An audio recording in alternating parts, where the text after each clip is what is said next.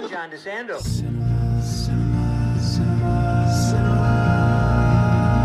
Classics, let's go to the movies and share some popcorn, soda pop with our friends. Turn off our cell phones and get away. Night or day, it's John DeSando on the radio. We'll watch the credits from up high and low. Cinema Classics on air. Cinema Classics is produced and hosted by John DeSando. Listen to shows Thursdays at 8:01 p.m. on WCBE 90.5 FM. And listen to shows and read reviews online at WCBE.org. I'm John DeSando, And I'm Mary Yerina. and this is Cinema Classics. Mary, today we're talking about toe. T-O-W. I just had my first pedicure, so I'm thinking about T-O-E. That's TMI. Anyway, so it's a small film called Toe, starring. I know you and I have begun to fully appreciate Rose Byrne. Absolutely. So what's she doing now in Toe? So in Toe, she actually portrays a real person named Amanda Ogle, who in 2017, while she was homeless and living out of her car, while she was in a job interview, her car was towed. Well, not towed, I should say. It was stolen. Then when it was found, it was towed by the contractor for Seattle police.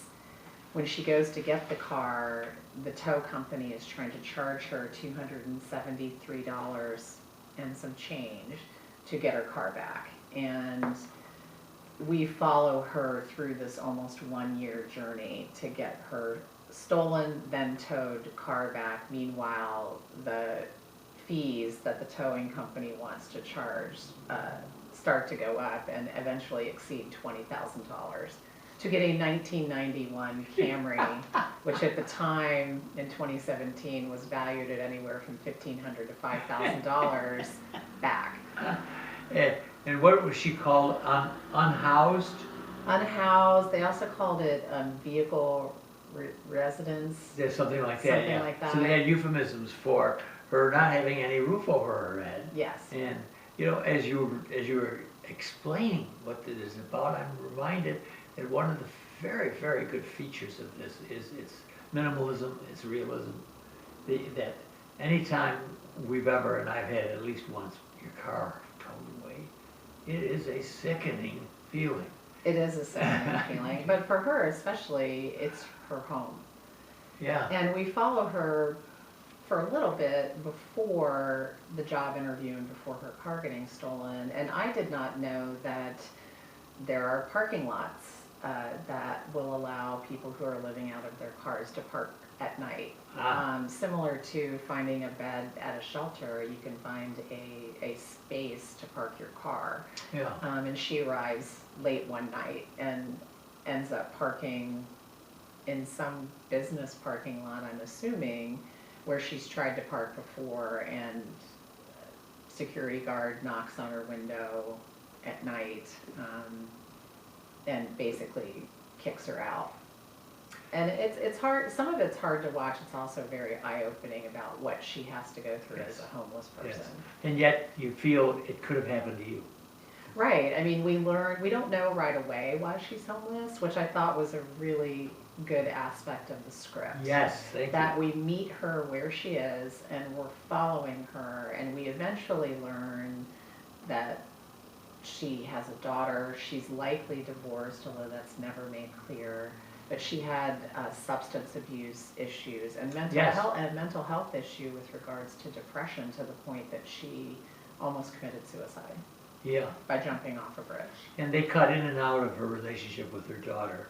It's another realistic part of this. You know, life is not easy even between mothers and daughters.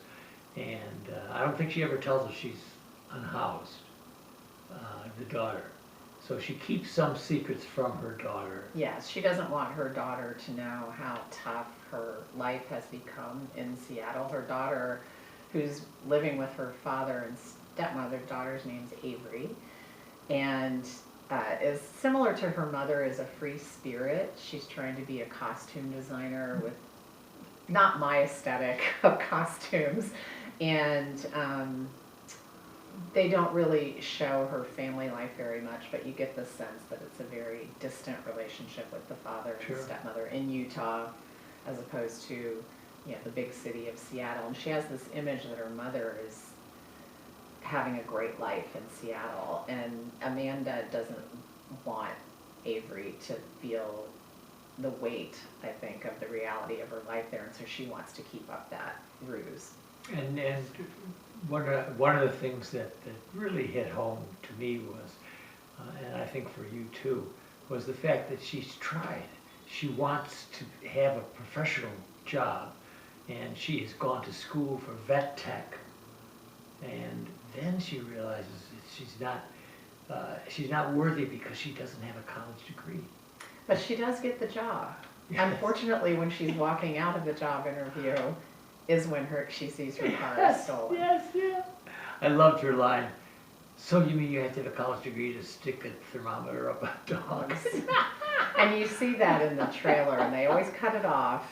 Oh, they do. Right they before do. Right that before word. ALS. They really do. Isn't that interesting? I've noticed that in so many. Yeah, they cut it off right before. One of But our- it is in the movie. One of our pet peeves is the F-bombs. The F-bombs are just, they're viral in movies now. You would have expected it in one that we reviewed recently called Forbidden Fruits, about slick chick mall girls contemporary. But I stopped trying to count the number of F-bombs in these scripts. I didn't find that there was too much in this script. Not in this one, right. And I mean, it's enough that you sense how quirky Amanda is as a person. She has very few filters with regards to what she will say to people, but it's not a script that's full of language like that. But there are very serious themes. It's actually, I think, rated R for references to sexuality and drug use. Yeah. Because she has abused substances before, specifically alcohol. And when she gets into the shelter system, specifically the main one at I assume it's a Catholic church based on It is. the environment, and it's supposed to be alcohol and drug free for the residents who are allowed to stay there and are given a bed not just by the night but for as long as they need it. And you encounter other characters who are there because they have had substance abuse issues as well, one of whom still has ongoing issues. And one of the casting here is very good in this movie. And one of is Octavia Spencer. She manages the shelter. I think her name is Barb or whatever. Barb, yeah. Boy, she brings a presence to a film. She absolutely does. And also, Ariana DeBose plays one of the residents at the shelter. Yeah. And, you would think, those are 2 Academy Award winners, plus you have Rose Byrne, who's won a Golden Globe recently and nominated for an Academy Award recently. Yeah, right. So it's got a great pedigree. Oh.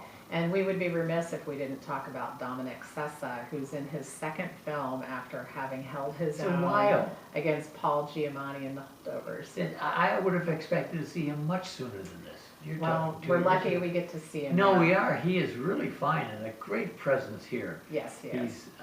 He's caring. He just is exemplary as a 24-year-old who is trying to do good. And he really is that old, so he's playing true to age yes, in this film. And we'd be remiss if we didn't mention that Amanda's story came to life through a Seattle Times journalist. Yes. Who found out, that she was about her battle against this towing company and the exorbitant fees, and that she had connected with Kevin, played by Dominic Sessa, through a nonprofit legal aid organization who agrees to represent her. in her fight against this towing company. And a surprising, although stereotypical character is the attorney played by Corbin Burnson, who I have not seen in a long time. A long time, but he is good in this He's one. very good in this film, and even though it's a stereotypical role, I saw the humor in casting him because he was in LA Law for so long, where he made his name as Arnie, the very debonair attorney. And to see him in this role is just like a total creep and cretin, trying to just, on principle, quote unquote, bring this woman down and not succumb to releasing the car to her.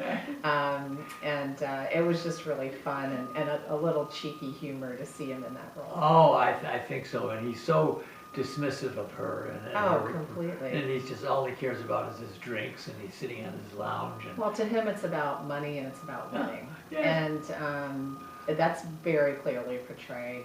The other thing is, this is directed by Stephanie Lang, who has done a lot of episodic television, specifically working with Rose Byrne in her series Physical, as are a lot of the supporting actors in the Rose Byrne orbit. Rose produces this along with Stephanie Lang and a host of others. And then interestingly, a lot of the supporting cast, including Octavia Spencer and Ariana DeBose, are executive producers on this. Yes. And it's the little film that could, once the story was sold as a script, and it was brought to Stephanie's attention. She happened to be directing on the set of Physical, and when she read the script, she's like, Rose is Amanda. And that's how that whole thing started to evolve. And it is a low-budget film. It's a humble film. It was filmed in less than 3 weeks, with northern New Jersey standing in for Seattle, with the exception of some exterior setup shots. So it's the little film that could, and in this day and age, I think it's really humbling to see this true story, and I hope people walk away feeling that they might look with a little bit more compassion upon people whose story they don't know as to why they're in the circumstances that they are regarding homelessness. And I think it's important that you said that this is low budget, and therefore it doesn't have a lot of the glitz of other movies that are out there. So it's gonna be missed, Mary, even with Rose Byrne's recent nomination, and with our seeing her in If I Had Legs, I'd Kick You. This is a completely different role, and here's a fine actress who suddenly in middle age is becoming a star. Yes, and she carries this film much the same way that she carried If I Had Oh, Legs, yeah, I'd Kick right. You. Yeah. But the supporting cast here is Is more extensive and absolutely excellent. The one exception would be, I was not impressed with Demi Lovato. Okay. She plays one of the shelter residents, yeah. and her performance just comes across as flat to me. So I wasn't sure why that character was even in the film. And I had to look back to make sure it was she. And they have like this kind of odd scene at a Christmas party at the shelter where she's on stage singing. And she has a beautiful voice, but it's just, in the context of the rest of the film, to me, that character in that particular scene wasn't necessary. And I agree with you. So if you want to hear more about what Mary has to say, And John. right, and particularly about heroines, which is something I'd like to look in film, you have to go to WCBE.org at our podcast experience. In this case, it's Double Take. And Mary, what do you advise? I advise that this small, humble film is worth a trip to the theater. Boy, I couldn't agree more. You want something that's not, that you could talk about afterwards. You could bring almost anybody from your family or as a date or so on, and I think be fully satisfied. And as you were talking, I was thinking, there's something very theatrical about this. You were mentioning, now and then you get a shot at Seattle and so on, and you're so right. The emphasis is always on what's happening with her and her interaction with these interesting people and actors along the way. And so for me, for a guy like me who loves theater and loves words, this is nectar. I'm John DeSando.